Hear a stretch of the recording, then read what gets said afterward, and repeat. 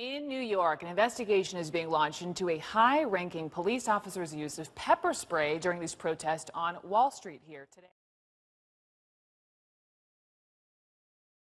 University supporter of Occupy Wall Street. And Professor West, I know it's loud. I'm going to try to speak up for you. And before we talk about the demonstrators here, just a question for you. I know you've said you hope this protest sparks a democratic awakening. Sir, an awakening of what exactly?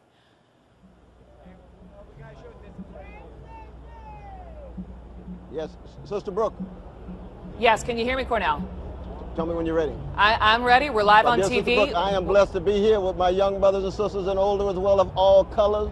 They are taking a stand for justice in the face of the greed of Wall Street. They're standing for the best of America. They're concerned about poor children. They're concerned about working people. They're concerned about peoples of color. And it is a sublime thing. There's a lot of love here. There's a whole lot of warmth here. And to be able to be here with them is a blessing for me. And think about it, 100 of these precious brothers and sisters arrested and not one person arrested given the criminal behavior of the market manipulation, the insider trading, the fraudulent activity of the Wall Street oligarchs. The best of America has always been the empowerment of those Slashstone called everyday people. That's why it is a blessing for me to be here. Just look at all these beautiful faces here. Cornell, let me jump in. Why protest now? Why not 3 years ago at the collapse? It's a wonderful question. You never know when the spirit is going to hit. You never know when a movement arises, and it's not a movement with one leadership or two leaders or three leaders. It is spontaneous and instantaneous, coming from the hearts, minds, and souls of people of all colors. And it's hard to know. Rosa Parks, who knew? You just don't know. What is taking place now is the U.S. fall in response to the Arab Spring here, L.A., Boston, on to Atlanta, on to Dallas, on to Chicago, and other places. Issue and part of the criticism I've read about is it lacks a coherent message. It lacks a leader. You see anti-Wall Street signs, get me job signs, anti-death penalty signs. A lot of people say they need one message. You know, the Sister Brooks, my dear brother Howard Zinn, the late great Howard Zinn, used to say, dissent is the highest form of patriotism. When you're bearing witness to truth, bearing witness to justice, you're doing it in the name of something bigger than you, country as well as humanity. That's what kept this country free and democratic. That's the only thing that will keep this country free and democratic. This kind of witness bearing, bringing all people together with the love, with the justice, realizing justice is what love looks like in public. That's what you're seeing here today. Or is it simply that the Occupy Wall Street people, like us, flunked econ? No, listen, Bill, I have no trouble understanding what they're complaining about. Oh, Wall Street helped econ? I was an economist for more than 3 years, so I think so. I guess you did. No wonder. Yes. You were probably the grad student who flunked me in Econ 101. No, but I would have if I'd had the chance.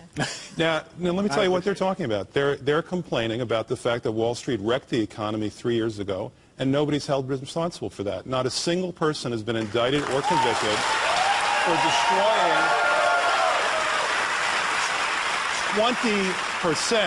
20% of our national net worth accumulated over the course of 2 centuries.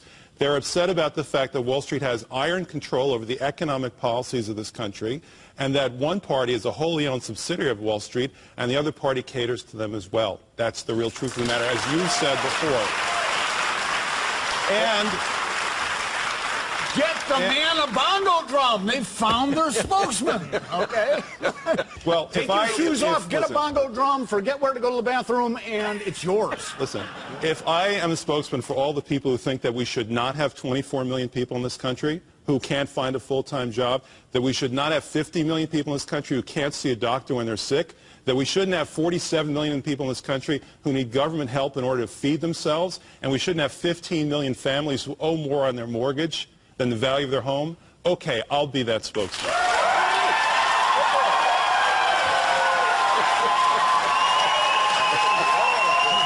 Oh, look, they're standing in the audience. Okay.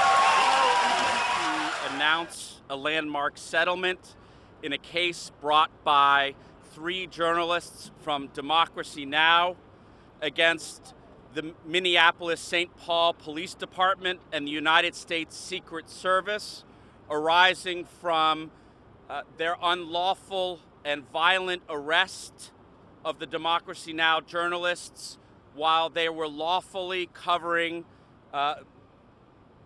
protests as part of the Republican National Convention in 2000. Thank you all for coming out.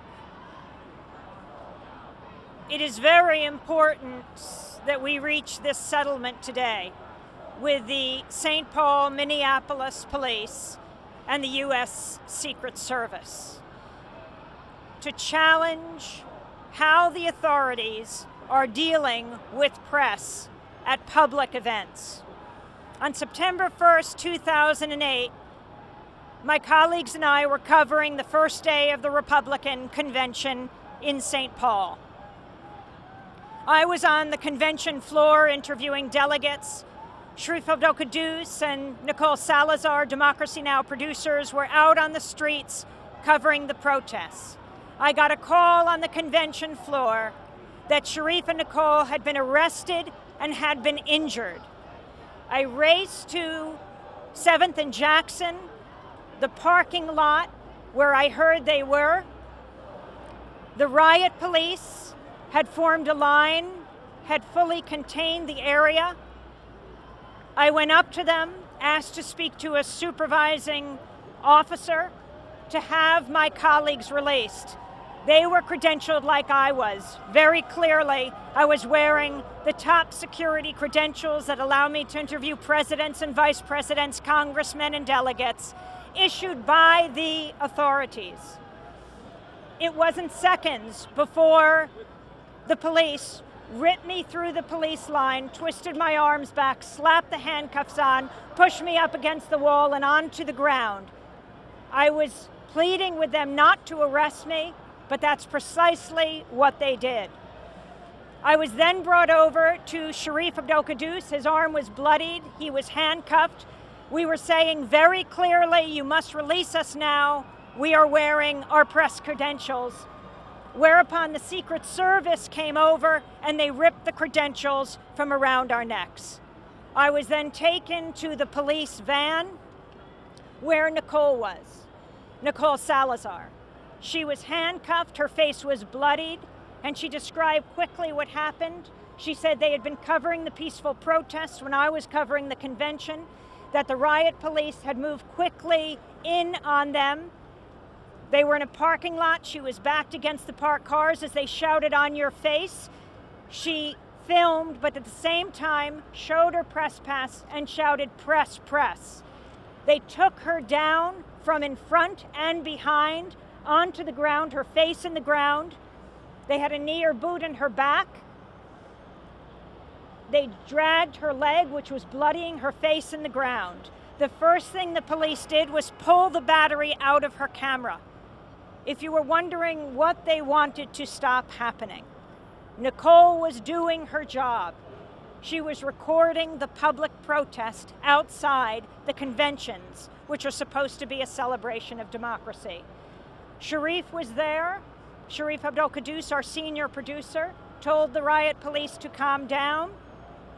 They pushed him up against the wall, kicked him twice in the chest, bloodied his arm. They faced felony riot charges. I was arrested with a misdemeanor. They took me to the police garage where the cages were erected for the protesters. Sharif and Nicole were taken off to jail. We were held for hours, ultimately released because of the thousands, if not tens of thousands of people from around the country who responded to the video that was put up by independent reporters. The video of our arrest went viral, the most watched YouTube video the first 2 days of the convention. We believe that is what freed us. The response, the outrage of people around the country.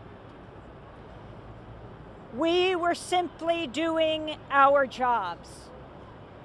It is our job not only to be on the convention floor, but to be covering the corporate suites, to find out who's covering these conventions, who's sponsoring these conventions, and also to be in the streets where the uninvited guests are, the thousands of people who also have something very important to say. Democracy is a messy thing, and it's our job to capture it all and we shouldn't have to get a record when we try to put things on the record. The settlement is extremely important. It is the largest settlement to come out of the Republican convention and what the police authorities did. We were not alone in our arrests. More than 40 reporters were arrested. Let this send a message to police departments around the country as we move into the next conventions in Charlotte and Tampa, that the police must not violate our freedom to cover what is happening in the streets. Hello everyone, my name is Anjana Samanth. I'm the attorney from Center for Constitutional Rights. I also worked on this case.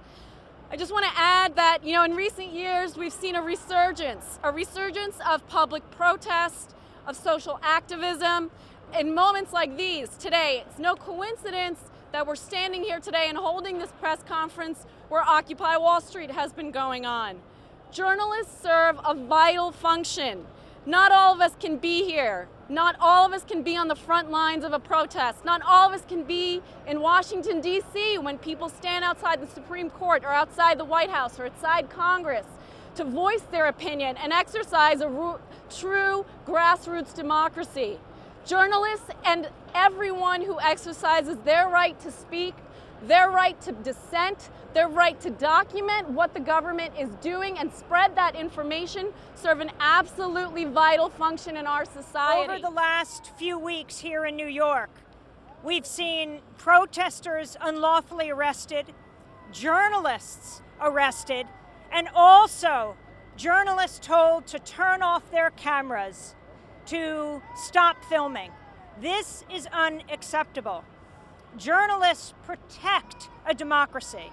There's a reason why our profession, journalism, is the only one explicitly protected by the U.S. Constitution, because we're supposed to be the check and balance on power. Yes.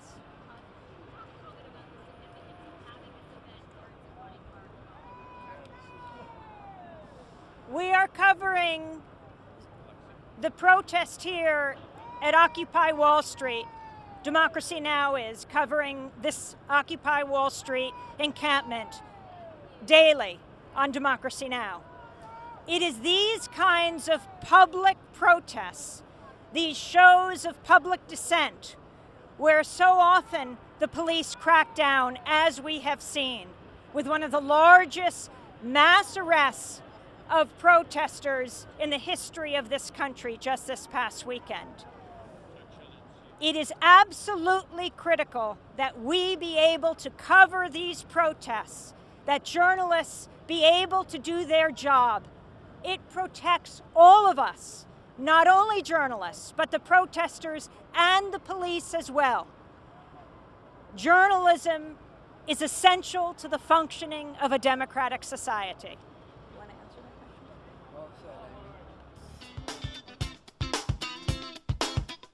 So what do you say to people about what's happening with Occupy Wall Street and what you feel, talking to people here, are the key issues? Well, I think we've got to keep the momentum going, because it's impossible to translate the issue of the greed of Wall Street into one demand or two demands. We're talking about a democratic awakening. You're talking about raising political consciousness so it spills over all parts of the country so people can begin to see what's going on through a different set of lens. And then you begin to highlight what the more detailed demands would be. Because in the end, we're really talking about what Martin King would call a revolution. A transfer of power from oligarchs to everyday people of all colors. And that is a step-by-step process. It's a democratic process. It's a nonviolent process, but it is a revolution. Because these oligarchs have been transferring wealth from poor and working people at a very intense rate in the last 30 years and getting away with it, and then still smiling in our faces and telling us it's our fault. That's a lie.